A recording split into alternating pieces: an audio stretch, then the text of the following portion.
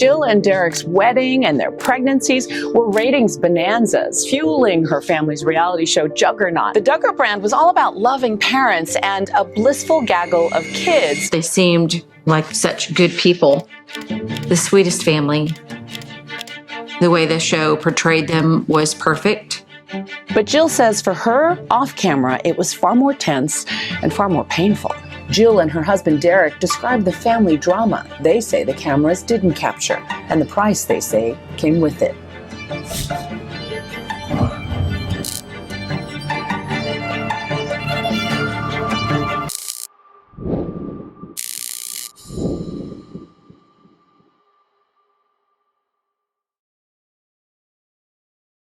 Jill Duggar was born on May 17, 1991, to parents Jim Bob and Michelle Duggar. Born and raised in Northwest Arkansas, Jill is the fourth child out of Jim Bob and Michelle Duggar's 19 children. Best known for their TLC reality TV show, 19 Kids and Counting, the Duggars are independent fundamentalist Baptists who follow a fundamentalist Christian organization known as the Institute in Basic Life Principles, the IBLP.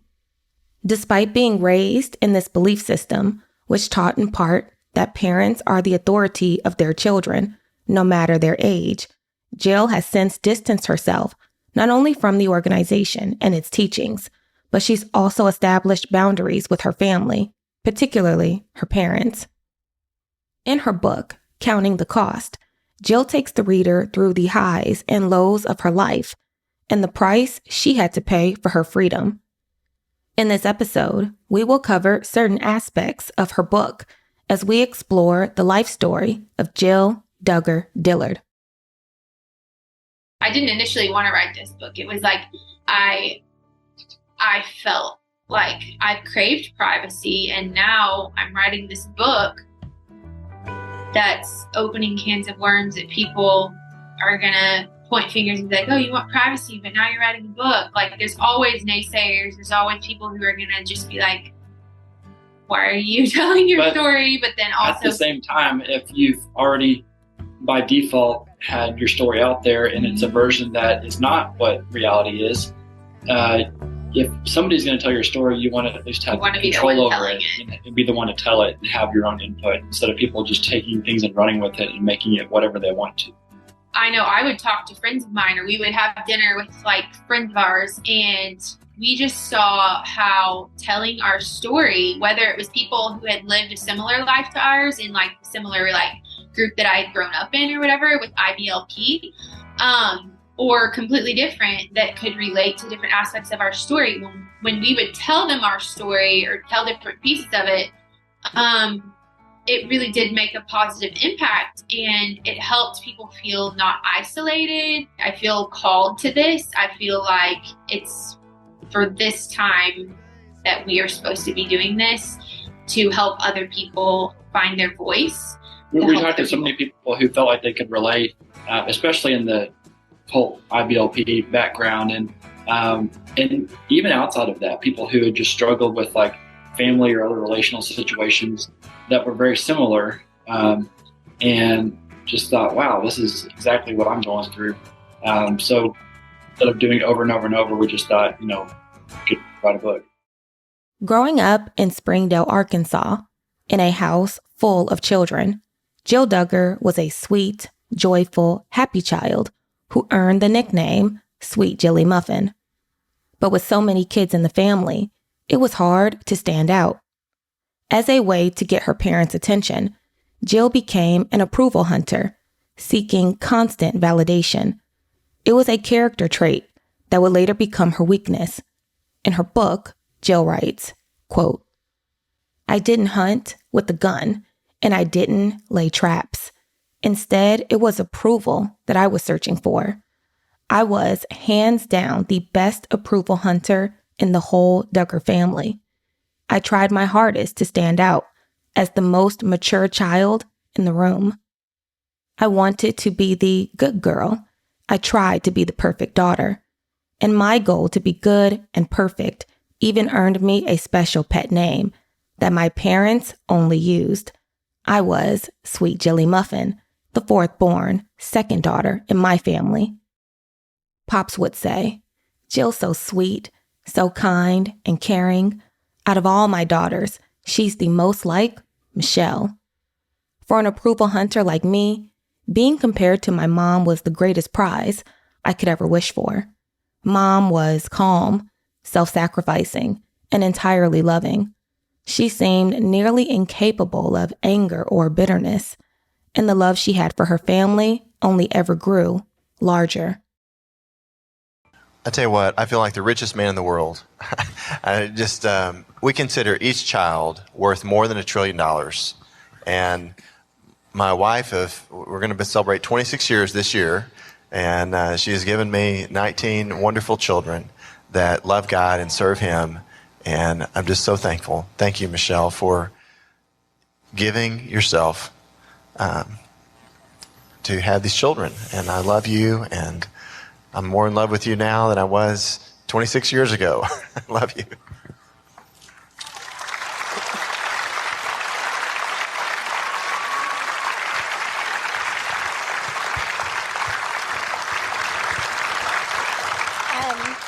I had all these things I felt like I wanted to say, and I can't remember one thing. I think, wow, that was precious. And I know how honored I am and how humbled at the same time for just the expressions of gratefulness. And I realize that the reason that we're all here is because of life, and that God is the giver of life. And to Him, I am so grateful. I would have never dreamed that He would have blessed us with the precious gifts that He has given us. And so, in my heart, I praise God and I give thanks to Him who is the author and the giver of life.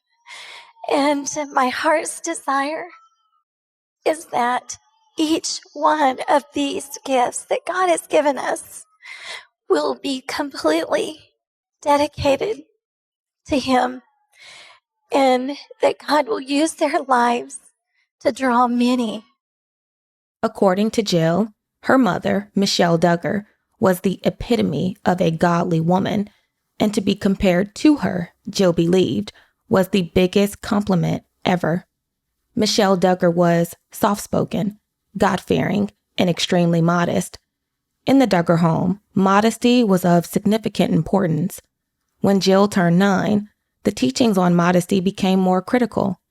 What started out as simple, clear-cut lessons would later become much more complex, demanding, and oppressive to girls and women. In her book, Jill writes, quote, "It started one summer when I was around 9. Josh was 12, and the twins, John David and Jana, were 10. It must have been around the time of either the Spice Girls or Britney Spears, neither of whom we had ever heard of. Eventually, when we were pulling out of the gas station, one of my older siblings cracked. 'Don't look,' they said as we passed by a particularly scantily dressed teenage girl. 'There's a bad girl dressed immodestly over there.' Mom turned around instantly and looked at us all in turn. She wasn't smiling.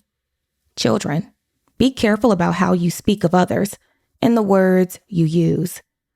You know, I do want you guys to protect your eyes, but I also want you to be careful not to think down about other people who dress a certain way.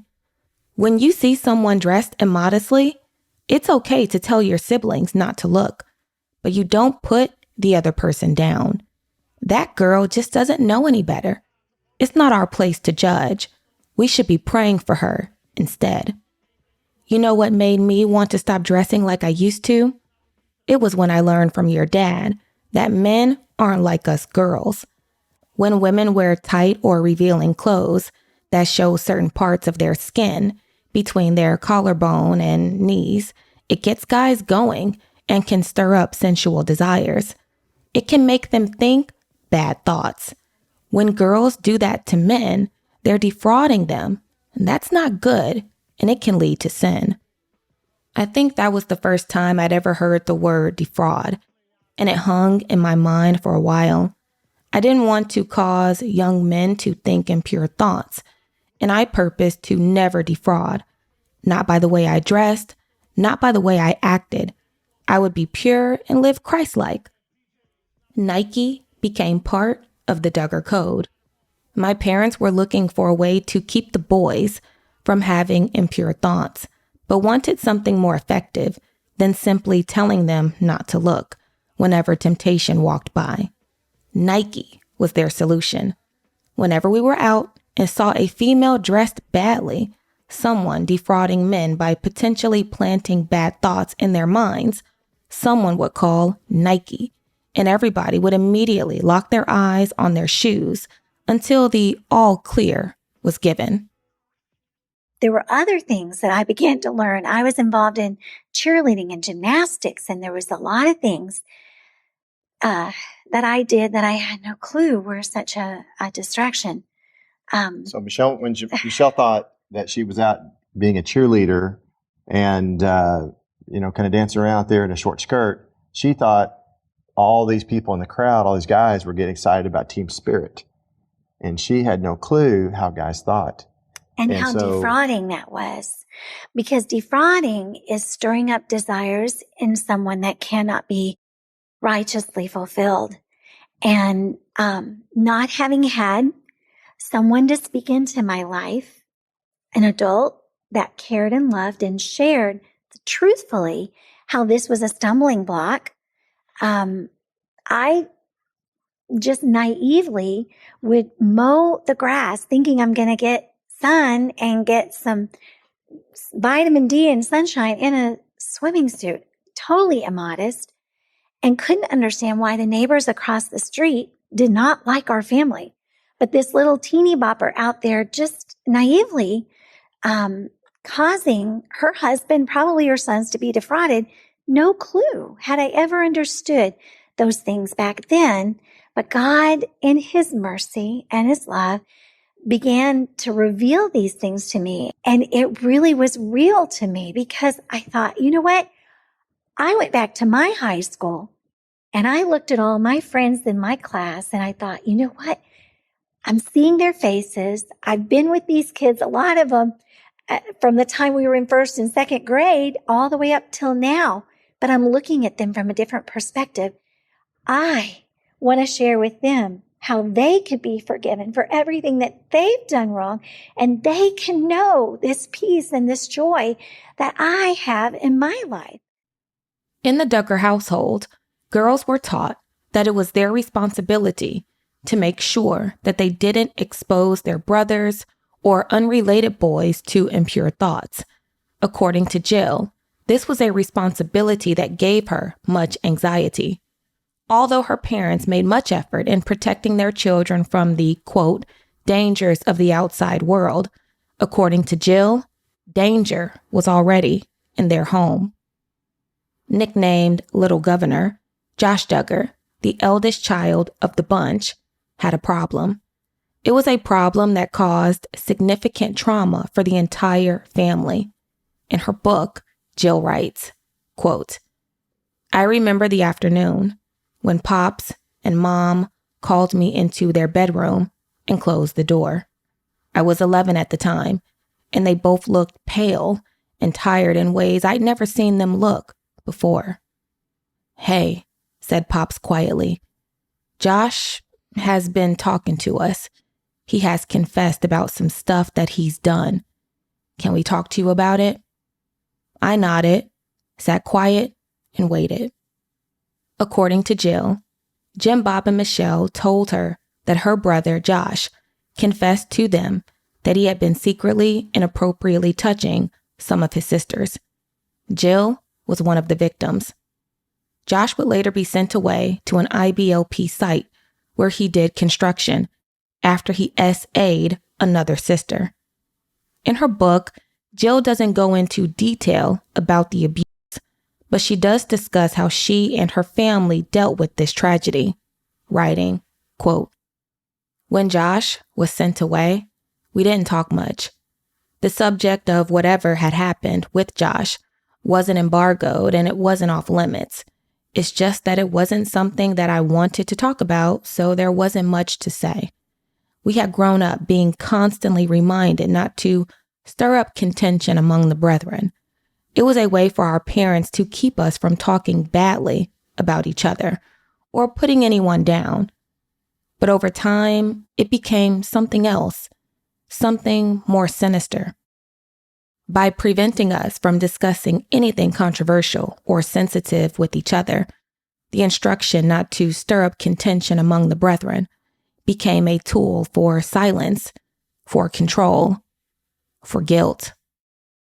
Every family has disagreements or people who have days where they're just kind of off that day. How do you handle that in your family in a positive way? My parents have really encouraged us from when we were little kids to always make things right and ask for forgiveness. My mom always says, "You will never go wrong if you humble yourself." And so purposing to, when we are having those bad attitudes or, those different ones that are just irritated and stuff, to sweetly talk to them, or if it's ourselves, just to really listen to that person that's trying to encourage us to have the right attitude. In alignment with the IBLP standards, forgiveness and making things right was highly encouraged in the Duggar household. It was taught that if they were unable to do so, it was a direct result of bitterness, which had severe consequences, such as illnesses, sickness, and death. In the aftermath of Josh's abuse of his sisters, the victims were encouraged to forgive him and move on, which is exactly what they did. For the Duggars, things were moving at a rapid pace. Upon Jim Bob losing his bid in the Arkansas Senate election, they would land a documentary special about their family, which would later turn into the TLC reality show 19 Kids and Counting. To Jill and her siblings, this was a shock because the family had limited access to television and the secular world. But according to Jim Bob, the patriarch of the family, this opportunity was a blessing from God. Jill writes, quote, "You know," said Pops, "when I ran for Senate, I didn't see God's ultimate purpose in it. But with the article and now this TV documentary, I'm beginning to see that God had something bigger and better in store for us. This is a window of opportunity that God has given to us to show people what a Christian family can look like. This is our chance to share with the world that children really are a blessing from the Lord." A window of opportunity became part of our family shorthand. It was an instant explanation of the reasons why certain choices were made, a reminder of the blessings received, and the sacrifices that all of us must make in return. But with every passing season and every change that would follow, the meaning of those 5 words would alter. In time, whenever I would hear anyone talk about how that first decision to bring the TV cameras into our home, all I could think about was secrets and lies. Maybe this is an opportunity for our family to share that children are a blessing and a gift from God. But we don't really want them to make some freak show out of us, But because we are, a supersized family, it's kind of a little unusual. And this was actually like the first large family story that they've done. But we thought, you know what? Maybe there'll be a girl out there that's considering having an abortion that maybe will see the show and hear us say children are a blessing from the Lord and decide not to have an abortion. And, well, we agreed to do the show. And I want to say it's been 11 years we've been filming the show now, over 200 shows and counting. And when we said that we would agree to do the show, we told them we would be willing to do that, allow you to come into our home and film our family as long as you don't edit out our faith. because our faith is the core of our lives. And if you leave that out, you're not telling the whole story. And so they went back and they talked about it, and they came back and they said, it's your story and you can tell it. And so that first show. Yes. And so the first show did very well for them. So they came back and went to another show and another show.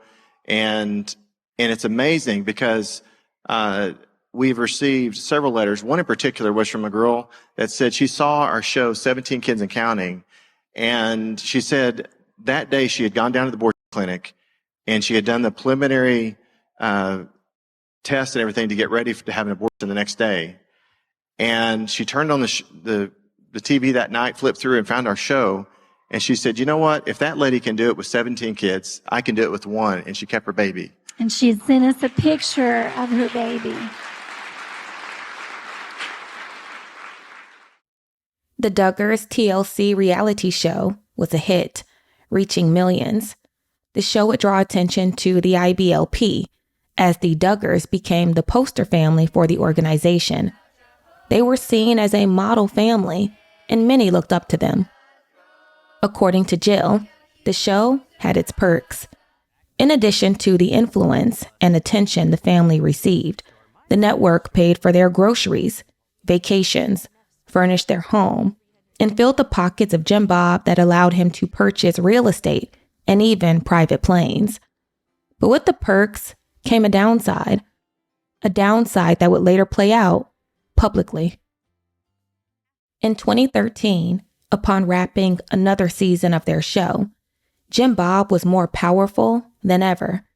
With some of his daughters at the age to court, Jim Bob was on the lookout for suitable men when he met Derick Dillard. Derick, in need of a prayer partner, reached out to Jim Bob. The two developed a relationship, with Jim Bob serving as Derick's mentor. But according to Jill, Jim Bob had more in mind. In her book, she writes, quote, one morning before the film crew arrived, I was in the girls' bedroom getting ready with a few of my sisters when Pops wandered in midway through a call. He muted it and quickly said, there's a young man I've been talking to. His name is Derick, and he's serving as a missionary in Nepal. Why don't y'all listen in for a while? The same thing happened about a month later, with Pops coming into the room that I was in and announcing that he was on a call with the missionary guy again. And again, we listened to the conversation on speakerphone, but didn't say anything. This time, after Pops got off the phone, he mentioned that Derick had a blog that we should look at sometime. Something about the way Pops looked right at me as he spoke told me that he had an agenda here. Thinking maybe Pops was trying to set me up, I naturally avoided showing any deep interest. I was 21 years old and had no desire to have my dad set me up with some random guy. In my opinion, that would be embarrassing and weird. I'm from a small church east of Rogers, Arkansas, and they were familiar. I had heard of Jill's family, but they wanted to go Christmas caroling. We were on a church Christmas caroling group and wanted to go Christmas caroling at the Duggars' house. And I was like, that's kind of far away. Do we really have to go that far? And so we went there. And I was trying to, shortly after that, Jim Bob and I connected, I believe around that time. And then I was trying to gather enough prayer support whenever I went to Nepal, because they required us in this organization I was in to have like 150, 200, something like that listed prayer partners. And I went to a church of maybe 50 people. So, I just thought, I'd connected with Jim Bob.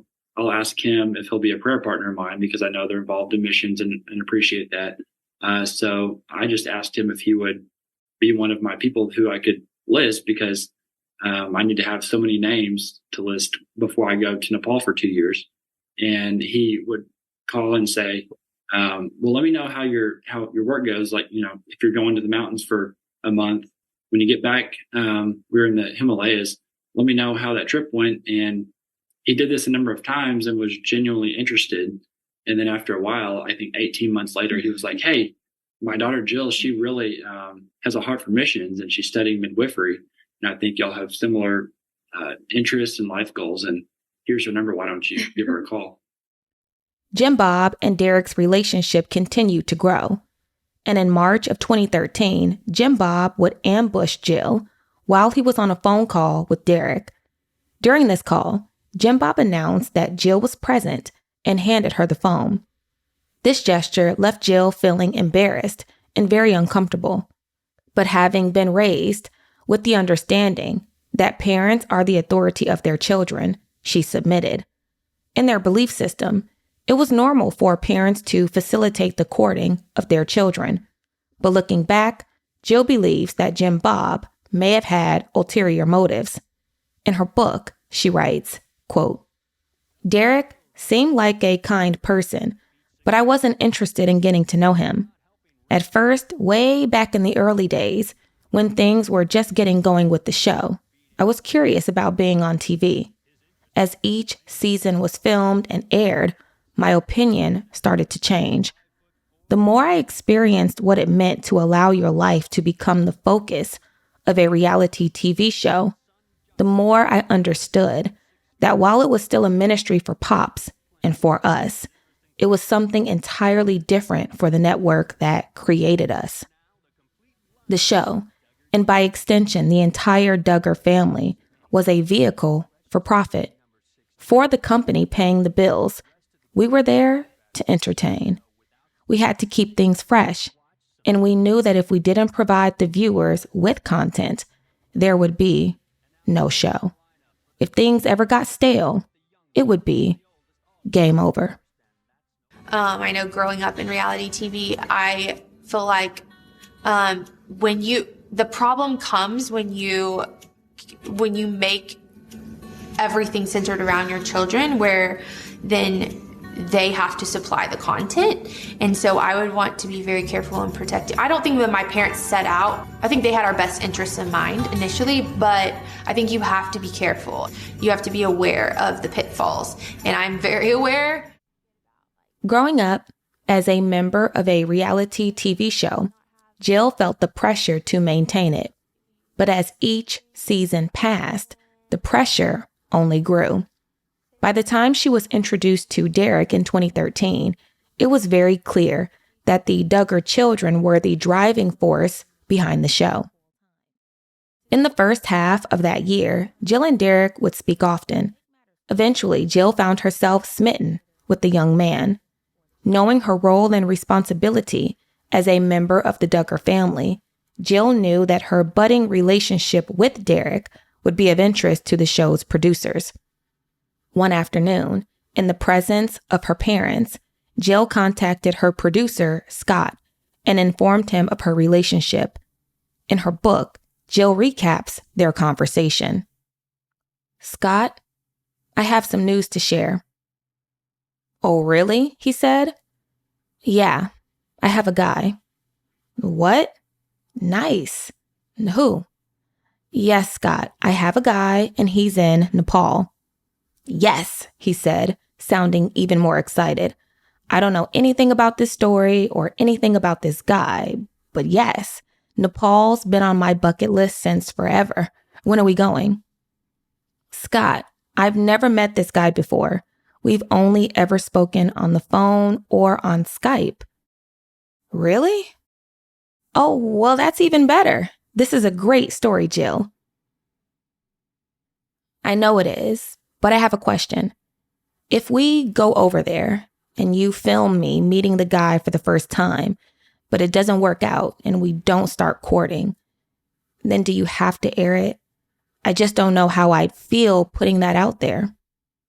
Scott's tone changed a bit.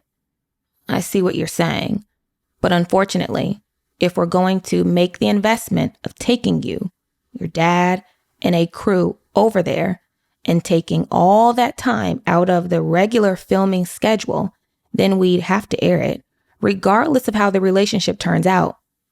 I'm sorry." Jill was set to meet Derick in person for the first time in November of 2013 with the film crew in tow. The plan was that they would film Jill and Derick over the course of 2 weeks. But right before their planned trip, Jill received disappointing news. She was informed that the show would not approve the 2-week stay. However, they would allow Jill 5 days. But according to Jill, this was a huge problem because she needed more than 5 days to see if Derick was the one for her. In her book, Jill recounts the conversation. "Listen," Scott said over the phone, "we can't do 2 weeks over Thanksgiving. It's got to be 5 days. "Excuse me," I said. "You go for 5 days if you want, but I'm going to decide whether this guy is someone I want to spend the rest of my life with. I need 2 weeks. I'll do whatever you want. We can film a pretend goodbye scene, and I'll turn on the tears for you, but I'm not doing this in 5 days. I just can't." Jill, the people pleaser, the child who didn't like discord or conflict, stood her ground against the producers of the show and stayed with Derick in Nepal for 2 weeks. While there, Jill fell madly in love and knew that he was the guy she wanted to spend the rest of her life with. In March of 2014, Derick popped the question and asked Jill to marry him. She would be the first Duggar daughter to get married. Though elated for her big day, Jill quickly realized how much power and control the show had over her life. They dictated who made the guest list and who didn't. They had exclusive rights to their wedding pictures, meaning not even their guest could take pictures of the event. Soon enough, Jill felt like her wedding was less about her and her husband-to-be and more about entertainment for the network. In her book, she writes, quote, "Being a Duggar on TV meant that I had opportunities and experiences that I would have never have enjoyed otherwise. The show gave me so much, and I am grateful for the places I have been, the moments I have enjoyed, and the people I have met. But some things are not worth the cost. Some things are not for sale." I definitely think in the day-to-day with the show, there were pressures to do things for the show. Like, for example, like the schedule that they planned, certain events. You can't just film everybody sitting around the table eating breakfast and then doing school and eating lunch and like all of the day-to-day things. So they definitely had to create content and be creative with that.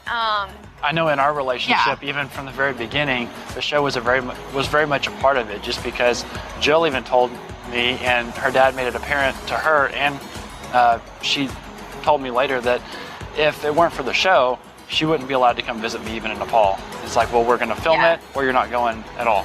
Yeah. Even like in our wedding, like I think some of the early red flags were we wanted to utilize an app that allowed our friends to take pictures and upload them, and us to get to experience our special day when we couldn't necessarily see and talk to every single person as much as we would like to, which we advocated a lot for. And because of the show, we couldn't do that. And at our wedding, they said, you know, for the sake of the bride and groom, we asked that you not take photos. And it was hard for me especially, maybe not as much for Jill because we were at different places at that point. But we wanted so much to say, or at least I did, no, it's not for the sake of the bride and groom, it's for the sake of the show. Like I could care, Jill and I both at that point could care less if people took pictures. Jill's wedding would be one of the highest rated episodes of the show, bringing in millions of viewers. Upon Jill's wedding, she and Derick decided not to have their honeymoon filmed. It was a difficult decision bound to upset many, but they stuck with it and enjoyed their 5-day honeymoon camera-free. 1 month into their marriage, Jill received exciting news. She was pregnant. In their belief system, children are considered a blessing and a reward from the Lord. Being that her mother had 19 children, Jill always saw herself as having as many children as the Lord blessed them with. With news of the pregnancy, Jill believed she was fulfilling her duties as a woman and as a wife. Around this time, the Dillards had a lot on their plate. In addition to being newlyweds and expecting their first child together, Derick worked full-time. Jill was finishing up her exams to become a midwife. They had just submitted their application to become missionaries, and they were still filming the show full time. To say their plate was full is an understatement. But to make matters worse, Jill and Derick were considered volunteers for the show, meaning they didn't get paid for their time. Other than Jim Bob, no one got paid. In her book, Jill writes, quote, "We had never been paid for our filming and were working as volunteers. Now, I never questioned it because that's the way it had always been, right from the start. And I had always been warned not to talk about the show's inner workings or details with anyone for as long as I can remember. Plus, I would not want to hint at or say anything that could potentially be negative toward my parents either. We were just kids when the show first started, and all we knew was that it was Pops' show, and our job was to do what was asked of us. It was different now that Derick and I were married, and the 20 hours of filming we had to fit in each week quickly became a burden for us."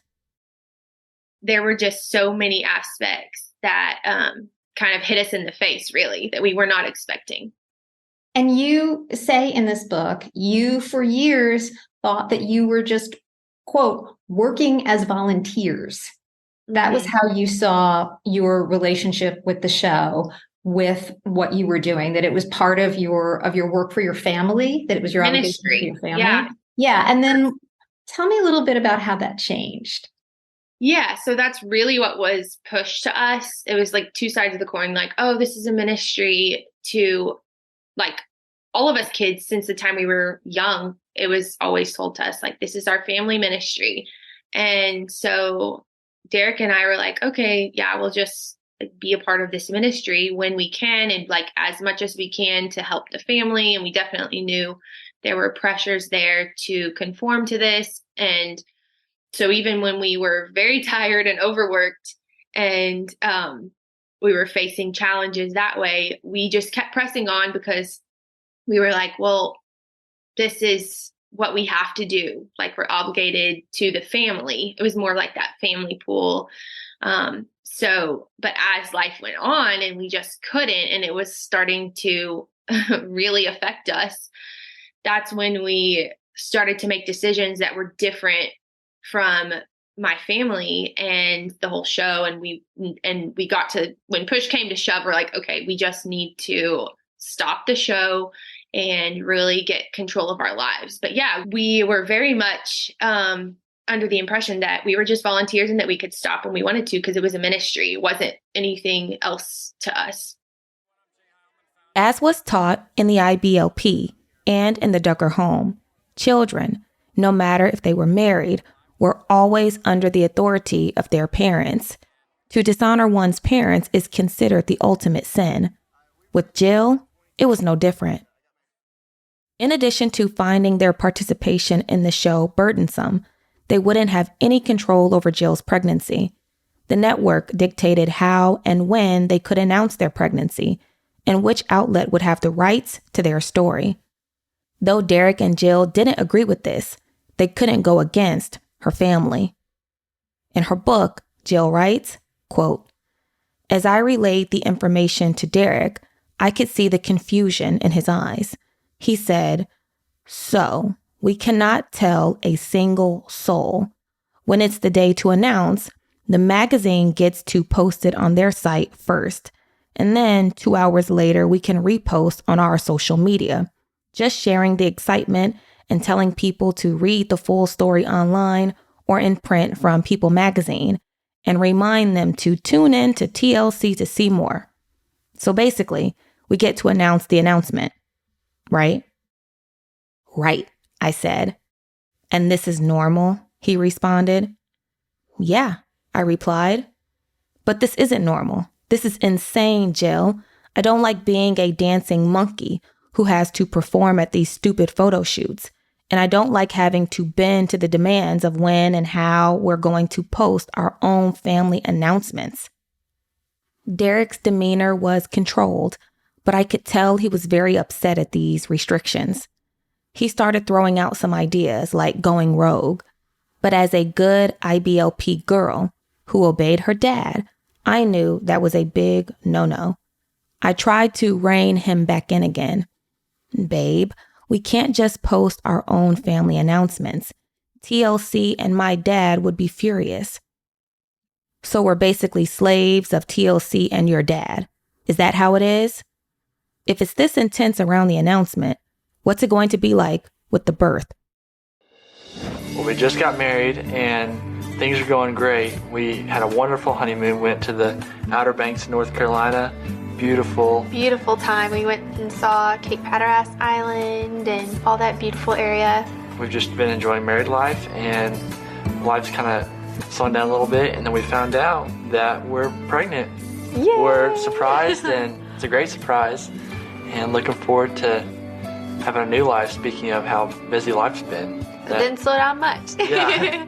We were really surprised when we found out because I had taken 2 negative pregnancy tests previously, and my sisters were asking if I was pregnant. I'm like, no. And they're like, well, mom has pregnancy tests upstairs and you could be pregnant, so you should take one. It was more to prove them wrong, like, I'm not pregnant, I'm gonna show you so. Well, well, long story short, it didn't turn out that way, and we were just as surprised. Yeah, and we knew they'd be asking, so we couldn't keep it from them. Because we came out and we're just like, shocked looks. It's kind of hard to keep that on our faces. They're like, you are? Yeah. And then the next day, we got to share with my family and your family. I just want to tell everyone because we're so excited. So things are picking up, and now we're planning for the future. We're going to find out what we're having before too long, and then... As far as our future, I mean, we're not trying to have kids, so we'll just see what God brings along, and it's exciting for us open to as many kids as God will give us.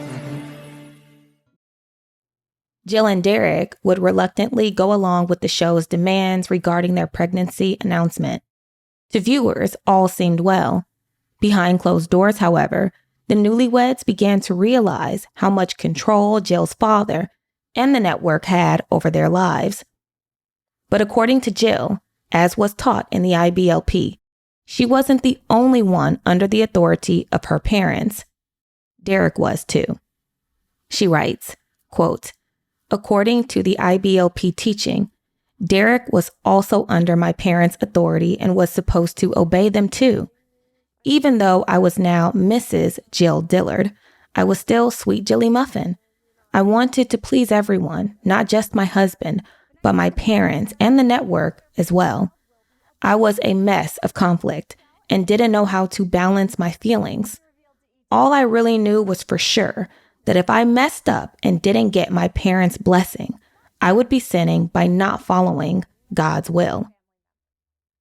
From the inception of the show, Jim Bob made it clear that this was their family ministry, and every Duggar child was expected to participate and carry their weight, though unpaid. In Jill's eyes, she couldn't disappoint her father, but the birth of her firstborn would create a host of problems. The biggest was the fact that she and Derick did not want it filmed. After much back and forth, Jill and the network came to an agreement. Instead of them filming the event, they would provide Jill, her mother Michelle, and her sister Jana with equipment to film the birth. Out of all the options the network presented, this was the least inflammatory one. But it wasn't an option that Jill nor Derick were pleased with. After 68 hours of labor, Jill gave birth to their son via C-section on April 6, 2015. Though Jill was elated about this new journey, she couldn't deny the dark cloud that hovered. In her book, she writes, quote, between the fear of not meeting all the network's wishes, keeping the story from getting out prematurely, and the guilt about our personal secret videotaping of the birth, I felt like I might have been rebellious against Pops, and I wasn't sure how that sat with me. Even though I was a married woman and now a mama of my own, I was still my father's daughter. When he said he was giving me to Derick at the wedding altar, it was an empty gesture. IBLP teaching was clear that his authority over me would never diminish. If I disobeyed him or didn't honor his wishes and stepped out from under the umbrella of protection, I would be exposing myself to potential harm.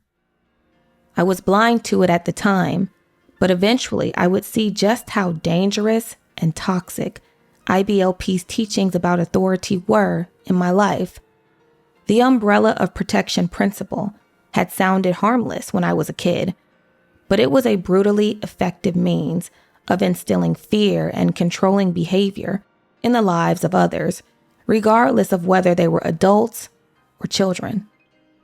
The fear of what would happen if I stepped out from under the umbrella left me second-guessing so many decisions. For the sake of our marriage, Derick stepped under the umbrella with me, even though he later told me how weird and somewhat angry he felt. In May of 2015, 1 month after the birth of their son, Jill and Derick began preparing to depart for Central America as missionaries. It was something they've always wanted to do, and were thrilled to begin this new journey together as a family of 3. They were also looking forward to putting some distance between themselves, Jill's family, and the network. But before they were set to depart for Central America, Jim Bob received a tip that a secret about their family was set to come out. The secret involved Josh's past abuse of his sisters. When Jim Bob informed the family that In Touch magazine was going to release the police report from the investigation, everyone was shocked and devastated. According to Jill, this was something that had already been dealt with. This was something that had happened a long time ago. And as one of the victims, it was information that should have never been made public. Now the whole world would know. In her book, Jill writes, quote, "I was trapped. I wanted to go hide under a rock. I had spent my entire life being taught that modesty was so important and that it was my responsibility as a godly woman not to behave or dress in a way that would cause any man to have impure thoughts. And now the whole world was able to read about and imagine what happened to me. I felt naked, ashamed, humiliated. I was being paraded through the streets, my abuse being served up as nothing more than entertainment."